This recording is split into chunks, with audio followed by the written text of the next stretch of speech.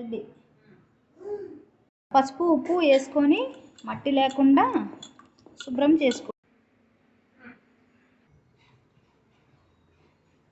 వెల్లుల్లి, అల్లం చిన్న సైజు ముక్క, పచ్చిమిర్చి 2,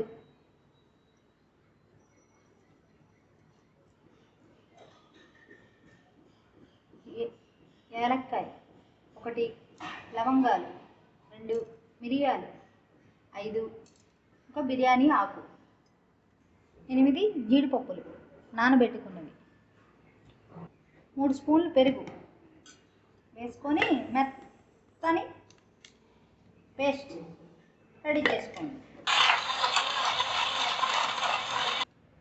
3 స్పూన్లు నూనె వేసుకోండి. జీడిపప్పులు ఫ్రై చేసుకోండి. క్లీన్ చేసి పెట్టుకున్నాం కదా మష్రూమ్ని కట్ చేసుకొని వేసుకోండి. చిటికెడు పసుపు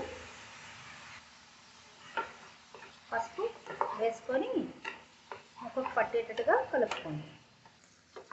జీడిపప్పులు మష్రూమ్ ఫ్రై అయిపోయి ఒక గిన్నెలోకి తీసుకోండి.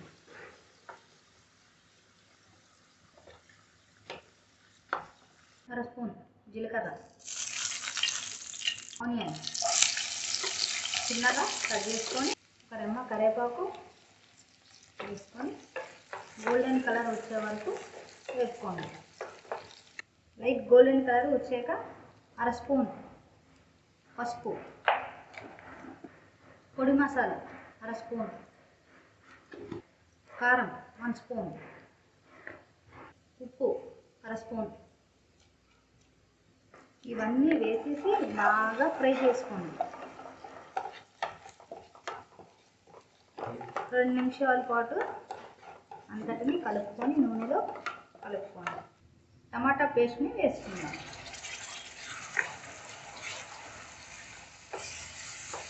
అర గ్లాస్ నీళ్ళు వేసుకొని కలుపుకోండి. పచ్చి వాసన పోయేదాకా ఫ్రై వేపుకోండి. ఈ మసాలా ముద్దని దానిపైన మూత పెట్టుకోండి.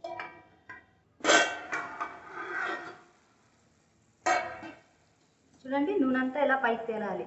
అప్పుడు మసాలా ముద్ద బాగా వేగింది, పచ్చివాసన పోయిందని అర్థం. ఇప్పుడు మనం ముందుగా ఫ్రై చేసుకున్నాం కదా జీడిపప్పు మష్రూమ్ని అందులో వేసుకోండి. వేసుకొని మసాలా ముద్ద ముక్కకి పట్టేటట్టుగా కలుపుకోండి. 2 నిమిషాల పాటు ఆ మసాలా ముద్దలోన ఉడకనివ్వండి.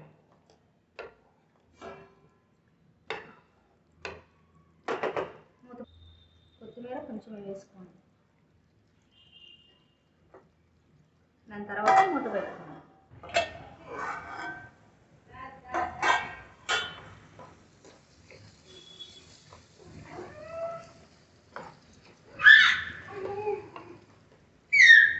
మీకు నచ్చితే నెయ్యి వేసుకోండి. నెయ్యి వేసుకుంటే ఫ్లేవర్ బాగుంటుంది. అర స్పూన్ నిమ్మకాయ రసం వేసుకోండి, టేస్ట్ బాగుంటుంది. ఎక్కువ వేసుకోకండి, పులుపు ఎక్కువ అయిపోతుంది.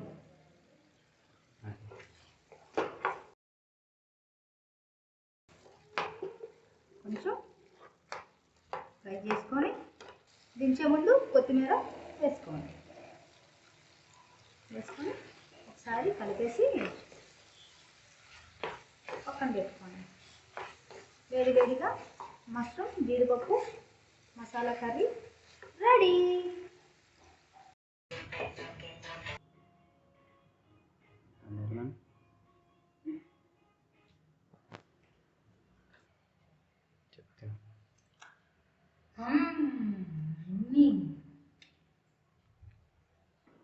జీడిపప్పు కర్రీ ఎలా మీ ఇంట్లో కూడా ట్రై చేసి ఎలా వచ్చిందో కమెంట్ చేయండి. లైక్ చేయండి, షేర్ చేయండి, కమెంట్ చేయండి, సబ్స్క్రైబ్ చేయండి. Thank you.